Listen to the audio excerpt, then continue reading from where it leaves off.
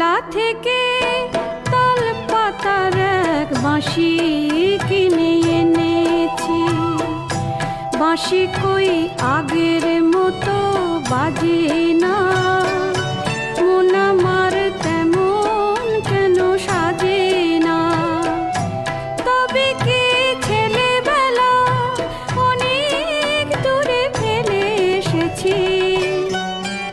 আমি মেলা থেকে তাল পাতার এক বাঁশি